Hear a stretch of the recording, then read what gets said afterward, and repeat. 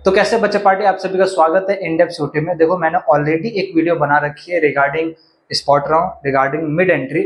उस वीडियो के अंदर बहुत सारे कमेंट आए हैं, लगभग 5 से 6 बच्चों के कमेंट आए हैं डिफरेंट डिफरेंट डाउट को लेके। डाउट इतने थोड़े बहुत मतलब है तो डाउट नॉर्मली, लेकिन इतना ज्यादा उनका कॉम्प्लिकेटेड आंसर है, तो मैंने सोचा कि टाइप करने से बढ़िया मैं वीडियो के थ्रू समझा दूं, ताकि और भी बच्चों के अगर सिमिलर डाउट है तो क्लियर हो जाए।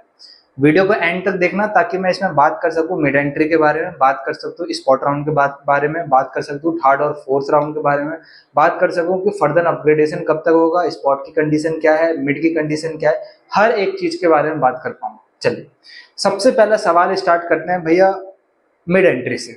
ठीक है, एक बच्चा जिसको रिगार्डिंग डाउट है मिड एंट्री, तो मिड एंट्री में क्या है बेसिकली। देखो, मिड एंट्री एक गेटवे है उन बच्चों को दिल्ली यूनिवर्सिटी के प्रोसेस में एंट्री देने का जो अभी तक दिल्ली यूनिवर्सिटी के प्रोसेस से बाहर है। जो ऑलरेडी इनसाइड है, जिनको अभी तक सीट अलोकेट नहीं है, उनका मिड एंट्री से कोई लेना देना नहीं है। ठीक है, वो प्रोसेस के अंदर है। जो प्रोसेस से बाहर है, अब प्रोसेस से बाहर होने का कोई भी रीजन हो सकता है। एक ऐसा बच्चा जिसने रजिस्ट्रेशन सही से नहीं करा था, एक ऐसा बच्चा जिसका किसी भी डॉक्यूमेंट की वजह से क्या कर दिया गया था, उसका फॉर्म रिजेक्ट कर दिया गया, तो वो भी दिल्ली यूनिवर्सिटी के प्रोसेस से बाहर हो गया है। एक ऐसा बच्चा जिसने दिल्ली यूनिवर्सिटी की सीट तो मिली लेकिन उसने एक्सेप्ट नहीं करी, तो भी क्या कर दिया गया, उसको दिल्ली यूनिवर्सिटी के प्रोसेस से बाहर निकाल दिया गया। एक ऐसा बच्चा जिसको सीट मिली, फर्दर अपग्रेडेशन करा, अपग्रेड वाली सीट उसको मिली नहीं, वो पेमेंट नहीं कर पाया या एक्सेप्ट नहीं कर पाया या उसको चाहिए नहीं थी, वो भी क्या करा गया, अब दिल्ली यूनिवर्सिटी के एडमिशन प्रोसेस से बाहर है। तो ये 4 तरीके के बच्चे हैं, इनको मिड एंट्री में मौका दिया जाता है। अब मिड एंट्री का स्पॉट राउंड से कोई लेना देना नहीं है, मिड एंट्री का नॉर्मल राउंड से कोई लेना देना नहीं है। मिड एंट्री बस इन बच्चों को एक एंट्री दिलाता है, और वो कभी भी हो सकता है। Generally mid entry spot round जब चालू होता है तब ओपन करी जाती है, ताकि ये बच्चे वापस आए, 100 रुपए फीस जमा करे, 100 रुपए फीस लगती है दोबारा रजिस्ट्रेशन करने के लिए, रजिस्टर करे, और इस बार अपना जो कैटेगरी गलत था तो उसको एज ए जनरल या ठीक करा के वो अपलोड करे। जिन लोगों ने रजिस्ट्रेशन नहीं करा था अभी तक दिल्ली यूनिवर्सिटी के सीएसएस प्रोसेस से, वो रजिस्ट्रेशन कर पाए, ताकि वो क्या कर पाए, ये दोबारा गलती ना हो पाए। तो मिड एंट्री मौका देती है। अब मिड एंट्री मैं बोल रहा हूँ स्पॉट राउंड के करीब ओपन होती है, लेकिन अभी उम्मीद ये लग रही है कि जो थर्ड राउंड होगा उसी में मिड एंट्री ओपन करी जाएगी। अच्छा, तो अब एक बच्चे के पास थर्ड राउंड में ही मौका मिल, मतलब मिड एंट्री के थ्रू उन बच्चों को मौका मिल जाएगा थर्ड राउंड से पार्टिसिपेट करने का। अगर थर्ड होगा तो भी वो उसमें पार्टिसिपेट करेंगे, फोर्थ होगा तो भी वो उसमें पार्टिसिपेट करेंगे, स्पॉट राउंड होगा तो भी वो उसमें ऑटोमेटिकली पार्टिसिपेट करेंगे, दोबारा उनको कुछ करने की जरूरत नहीं है। तो आई थिंक मिड एंट्री को रिगार्डिंग डाउट है, मतलब कैसे पार्टिसिपेट करें। मान लो किसी बच्चे को मिड एंट्री में आया, थर्ड राउंड में सीट अलोकेट हो गई, और ये पता चल गया कि फोर्थ राउंड भी होने वाला है, तो वो अपग्रेड का बटन दबाएगा और फोर्थ राउंड तक चले जाएगा। ठीक है, अब फोर्थ राउंड के बाद मान लीजिए ये कंफर्म हो गया कि स्पॉट राउंड होने वाला है, या थर्ड के बाद स्पॉट राउंड होने वाला है, तो जिन बच्चों को सीट नहीं मिली है वो ऑटोमेटिकली स्पॉट राउंड में चले जाएंगे। जिन बच्चों को सीट मिल रखी है उनको अपग्रेडेशन का चांस स्पॉट राउंड में नहीं मिलता, तो जो भी उनको सीट मिली है उनको वो एक्सेप्ट करके उसी में वो जाना पड़ेगा। ठीक है, कुछ भी हो जाए। स्पॉट में कैसे वो बच्चे जा सकते हैं जिनको ऑलरेडी सीट मिल रखी है, तो आपके लिए एक कंडीशन है, आपको जो सीट मिली है चाहे थर्ड में मिली हो चाहे फोर्थ में मिली हो, अभी फोर्थ की क्लियरिटी नहीं है, अगर आप फिर भी चाहते हैं कि आप स्पॉट में जाओ तो पहले जो अभी सीट मिली है ना उससे नाम कटवाना पड़ता है। उसके बाद स्पॉट में जाने के लिए दोबारा एक और बार मिड एंट्री का दरवाजा खोला जाएगा, फिर 100 रुपए वापस दोगे, और फिर मिड एंट्री में तुम मिड एंट्री के थ्रू स्पॉट राउंड में जाओगे, जहां पे उन बच्चों को मौका दिया जाता है जिनको अभी तक कोई सीट अलोकेट नहीं हुई है। ठीक है, तब आप अप्लाई करोगे। अगर सीट मिल गई तो बढ़िया बात है, नहीं मिली तो आपका दिल्ली यूनिवर्सिटी में एडमिशन नहीं हुआ। स्पॉट के भी फर्दर राउंड आते हैं, स्पॉट राउंड 1 आता है, स्पॉट राउंड 2 आता है, स्पॉट राउंड 3 आता है। 3 की आने की उम्मीद इस बार कम है, सोचने हैं फर्स्ट और सेकंड में दिल्ली यूनिवर्सिटी की सारी सीटें भर जाएगी, लेकिन उम्मीद यही रख सकते हैं। अच्छा, स्पॉट अब मिड एंट्री का आई थिंक सारा चीजें क्लियर हो गई। फिर भी मिड एंट्री के रिगार्डिंग कोई डाउट होगा तो मेरे को कमेंट बॉक्स में बता देना, मैं रिप्लाई कर दूंगा। तो अब बात करते हैं भैया स्पॉट राउंड के बारे में। ठीक है, स्पॉट राउंड से पहले मैं बात करता हूँ अपग्रेडेशन राउंड के बारे में। देखो, जिन बच्चों को अभी तक सीट नहीं मिली है और जिन बच्चों को अभी तक सीट मिल चुकी है और वो चाह रहे हैं अपग्रेड करें, तो देखो फर्स्ट राउंड आ गया, सेकंड आ गया, थर्ड आने वाला है, थर्ड तक आपके पास अपग्रेडेशन का ऑप्शन है, आप अपग्रेड कर सकते हो। अगर फोर्थ आया तो फोर्थ में भी आपके पास अपग्रेडेशन का ऑप्शन होगा, अपग्रेड कर सकते हो। एक ऐसा बच्चा जिसको नॉर्मल राउंड में सीट मिल रखी है वो स्पॉट राउंड में पार्टिसिपेट नहीं कर सकता। ठीक है, आई बात समझ में। वो स्पॉट राउंड में पार्टिसिपेट करने के लिए एलिजिबल नहीं है। क्यों? क्योंकि स्पॉट राउंड में पार्टिसिपेट करने की इकलौती एक कंडीशन है कि उस बच्चे का कहीं पे भी एडमिशन नहीं होना चाहिए। ड्यू की बात कर रहे हैं, कहीं और एडमिशन करा रखा है किसी और यूनिवर्सिटी में, वो चीज अलग है, ठीक है, उसका इससे कोई लेना देना है। ड्यू के किसी नॉर्मल राउंड में उसका एडमिशन होना नहीं चाहिए। तो आप फर्दर अपग्रेड थर्ड तक कर सक पाओगे, अगर फोर्थ आए तो फोर्थ तक अपग्रेड कर पाओगे, वो लास्ट है, उसके बाद फर्दर आपको अपग्रेडेशन का मौका नहीं मिलेगा। फिर भी कोई बच्चा ये उम्मीद करता है कि भैया मेरे को मान लो थर्ड में सीट मिल गई, मैंने अपग्रेड करा फोर्थ तक, मेरे को फोर्थ में सीट मिल गई, मेरे को अपग्रेडेशन का मौका मिलेगा नहीं, फोर्थ वाले बच्चों को अपग्रेडेशन का मौका नहीं मिलेगा। भैया मेरे को सीट पसंद नहीं आ रही है, मैं क्या करूं, क्या मेरे को स्पॉट में जाना चाहिए? तो स्पॉट में जाने के लिए आप एलिजिबल नहीं हो, ठीक है, आप जा नहीं सकते। वही आपके लिए भी वही कंडीशन है, अगर आपको स्पॉट में जाना है, आपको सीटें दिख रही है उस कॉलेज में और आपको लगता है कि वो सीट आपको मिल सकती है, तो आपको अभी जो आपकी जो रिसेंट सीट है उससे एडमिशन कैंसिल कराना पड़ेगा, ठीक है। 1000 रुपये वहां से कटेंगे, फीस जो भी होगी वो आपकी रिफंड आ जाएगी, और उसके बाद आप एलिजिबल होगे मिड एंट्री के थ्रू स्पॉट राउंड में एंट्री लेने। अच्छा, मिड एंट्री स्पॉट के टाइम पे दोबारा ओपन करी जाएगी, ठीक है, 2 बार मिड एंट्री लगभग ओपन करते हैं। फिर आप क्या कर पाओगे, स्पॉट राउंड में एलिजिबल हो पाओगे, एंट्री मतलब उसमें पार्टिसिपेट कर पाओगे। सीट मिलेगी नहीं मिलेगी उसकी कोई गारंटी नहीं है, मिल गई तो बढ़िया बात है, हो सकता है कि आपके कॉलेज से डाउनग्रेड मिल जाए, हो सकता है कि जो पहले मिली थी वही सीट मिल जाए, हो सकता है कि जो मतलब कोई अच्छी सीट मिल जाए आपको प्रेफरेंस के अकॉर्डिंग, ऐसा भी हो सकता है कि सीट ही ना मिले। चारों कंडीशन हो सकती है, चारों कंडीशन के लिए आपको तैयार रहना चाहिए, ठीक है। अगर सीट नहीं मिलती है तो बाद में रिग्रेट नहीं होना चाहिए कि मेरे पास ऑलरेडी सीट था, मैंने क्यों छोड़ा, ठीक है। तो सोच समझ के डिसीजन लेना है। उसके अलावा हाँ, मिड एंट्री का एक डाउट रह गया, बच्चा ये पूछता है कि भैया सब लोग कह रहे हैं थर्ड राउंड में कट ऑफ बढ़ेगी बढ़ेगी बढ़ेगी मिड एंट्री के रिगार्डिंग।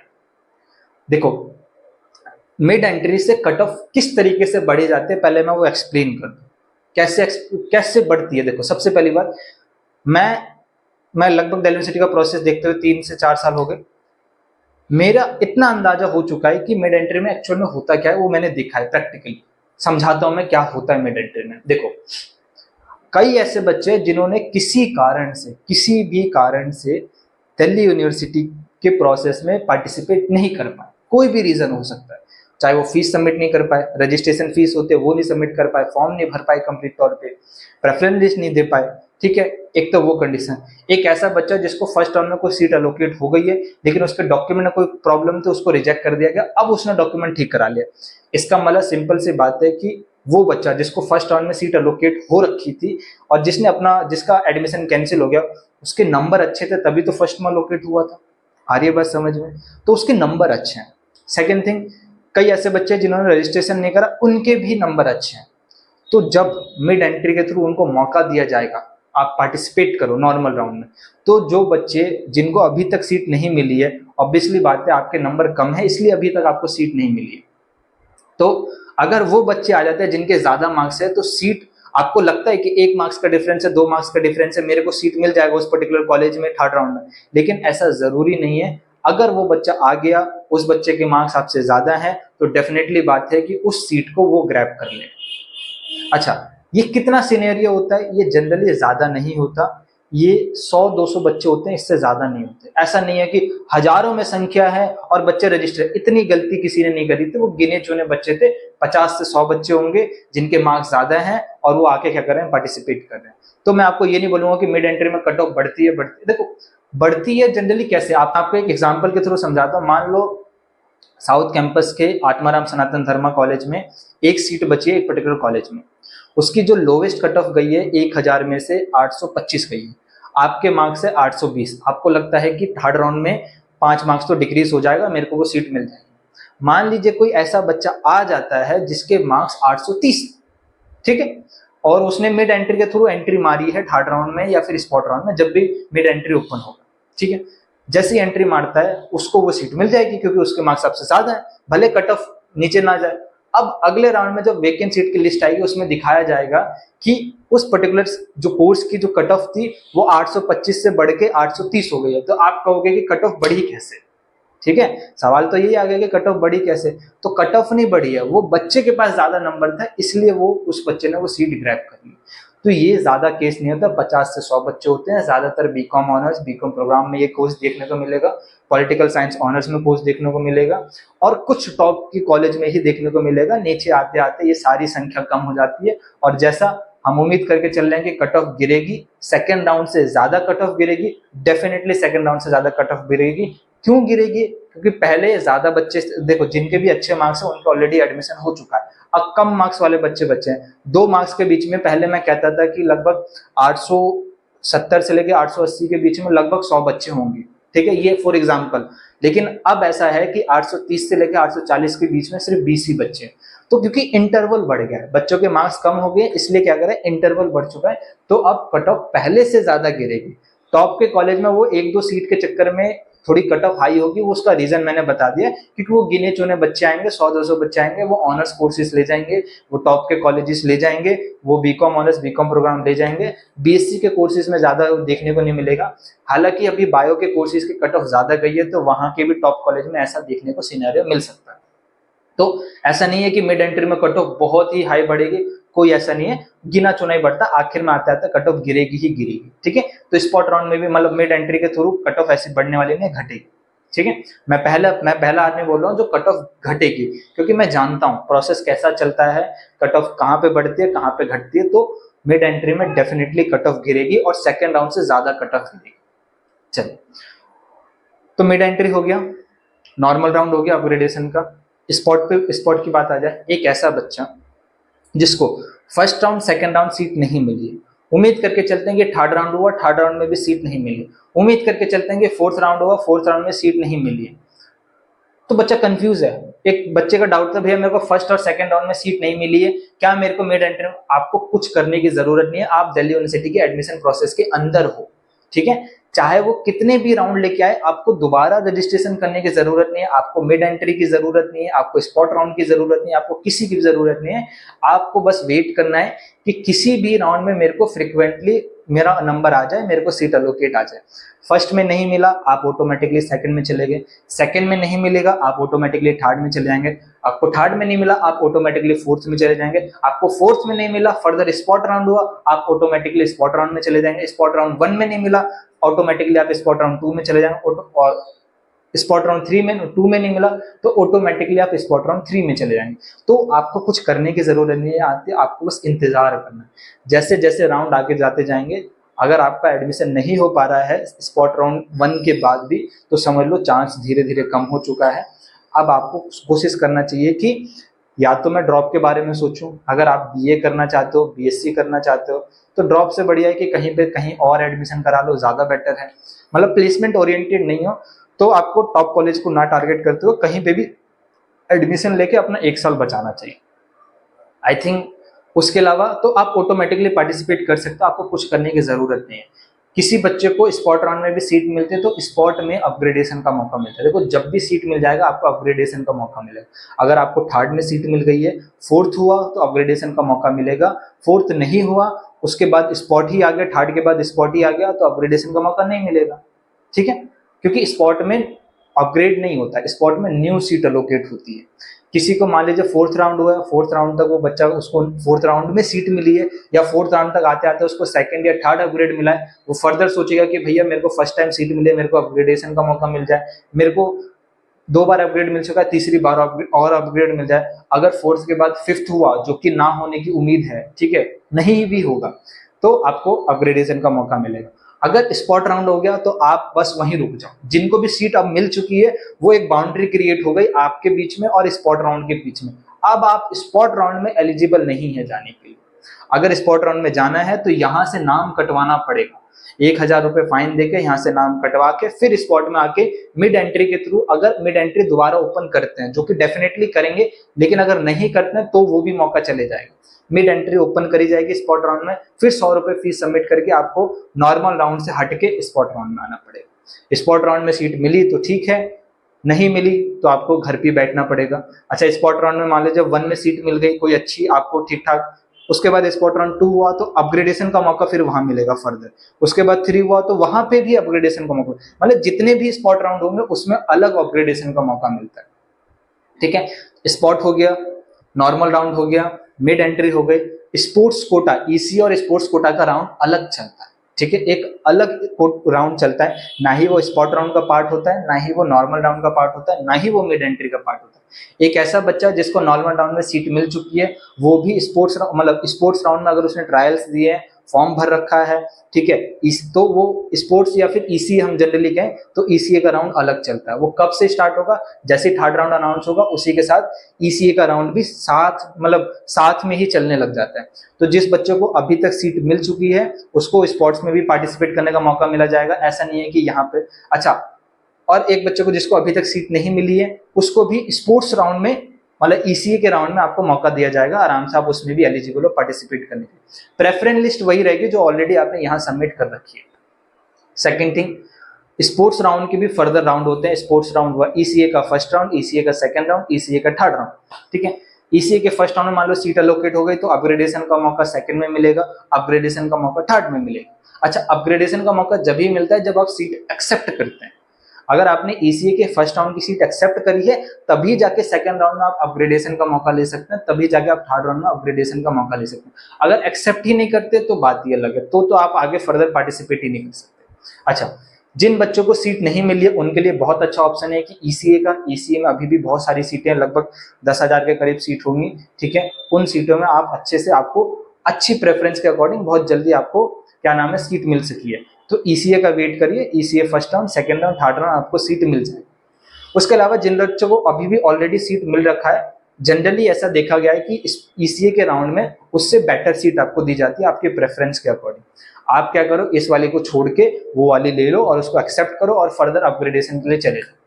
ऐसा भी होता है कि मान लो इनकेस इससे डाउनग्रेड वाली जो आपको नॉर्मल राउंड में सीट मिली थी उससे डाउनग्रेड वाली सीट मिल रही है, तो ऐसा करो, मत लो वो सीट, ठीक है। इसका नॉर्मल राउंड से कोई लेना देना नहीं है, आप वो वाली सीट मत लो, आपके पास नॉर्मल सीट वाली है ही, ठीक है।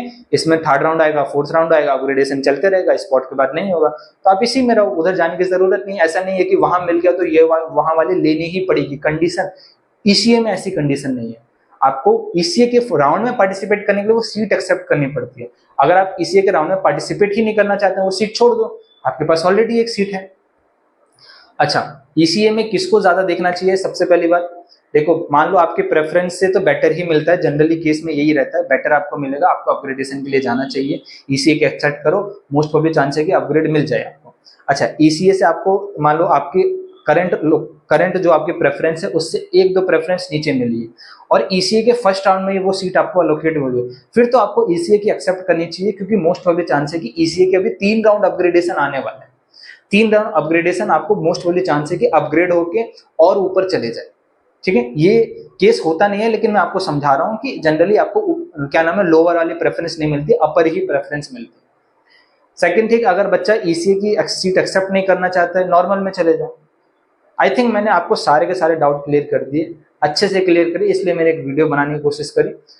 फर्दर आपके पास कोई डाउट हो तो जरूर मेरे को कमेंट बॉक्स ओपन है, कमेंट करना, और चैनल को सब्सक्राइब रखो, क्योंकि सीयूटी के रिगार्डिंग तो अब सारी चीज़ें धीरे धीरे खत्म हो रही है, लेकिन अगर आपको दिल्ली यूनिवर्सिटी के रिगार्डिंग प्रॉपर गाइडेंस चाहिए, बीएचयू के रिगार्डिंग प्रॉपर गाइडेंस चाहिए, करियर में एक अच्छा आपको करना है, कैसे करके आपको चीज़ें प्लान करनी चाहिए, ठीक है, आपको जरूर ये चैनल आपके लिए बहुत इंपॉर्टेंट है, सब्सक्राइब करके रखो, बेल आइकन को हिट कर लो। सेकेंड थिंग, अगर आपको न्यू एजुकेशन पॉलिसी देखे, फर्स्ट डे 1 तारीख ओरिएंटेशन डे होता है, कई कॉलेज में आपको न्यू एजुकेशन पॉलिसी समझाई जाती है, कहीं पे नहीं समझाई जाती, ठीक है। और न्यू एजुकेशन पॉलिसी जहाँ पे समझा रहे वहाँ पे भी अच्छे से समझा पा रहे हैं कि नहीं समझा पा रहे, उसकी भी दिक्कत है। डिस्क्रिप्शन में न्यू एजुकेशन पॉलिसी मैंने प्रॉपर डिटेल में समझाई है, स्टार्टिंग की 2.5 मिनट आपका ब्लर है, ठीक है, लेकिन ध्यान से सुनना, स्किप नहीं करना, उसके बाद प्रॉपर उस वीडियो को देखना, आपको प्रॉपर समझ में आ जाएगा कि क्या नाम है सेक कैसे चूज करा जाए, डीएससी कैसे चूज करा जाए, जी कैसे चूज करा जाए, डीएससी कैसे चूज करा जाए, वैक क्या है, एसी क्या है, क्रेडिट बेस्ड सिस्टम क्या है, मेरे को ऑनर्स की डिग्री कैसे मिलेगी, मेरे को रिसर्च की डिग्री कैसे मिलेगी, मैं मेजर कैसे बना सकता हूँ, मैं माइनर कैसे बना सकता हूँ, ये सारी के सारी इन्फॉर्मेशन आपको होनी जरूरी है। ये चाहे आप आज देखो चाहे 6 महीने बाद देखो, लेकिन वीडियो को सेव कर सकते हो, क्योंकि मैं इसकी गारंटी देता हूँ कि आपको इतनी डिटेल में वीडियो यूट्यूब पे किसी ने एक्सप्लेन नहीं करी है, ठीक है। ये जनरली मैंने प्रोफेसर से बात करके लास्ट ईयर भी हमारे कॉलेज में बाकी सारे डिपार्टमेंट के प्रोफेसरों को समझाने के लिए, टीचर को, स्टूडेंट्स को समझाने के लिए क्रिएट करा गया था। इस बार दोबारा आपके लिए मैंने समझा दिया, तो हर एक पॉइंट वहां पे क्लियर हो गया। ठीक है। तो टेंशन नहीं लेना, घबराने नहीं लेना, आपके पास जो भी जनरल डाउट है कमेंट बॉक्स में कर दिया करो, मैं उसका रिप्लाई जरूर दे दूंगा। कोई बड़ा सा डाउट होगा तो ऐसी वीडियो बना के दे दूंगा, और वीडियो को लाइक करो उसके अलावा। ठीक है, मिलते हैं किसी नई वीडियो में कुछ more informative guidance in depth knowledge के साथ। तब तक के लिए स्वस्थ रहो, मस्त रहो, घबराने की जरूरत नहीं है, और एंजॉय योर कॉलेज लाइफ।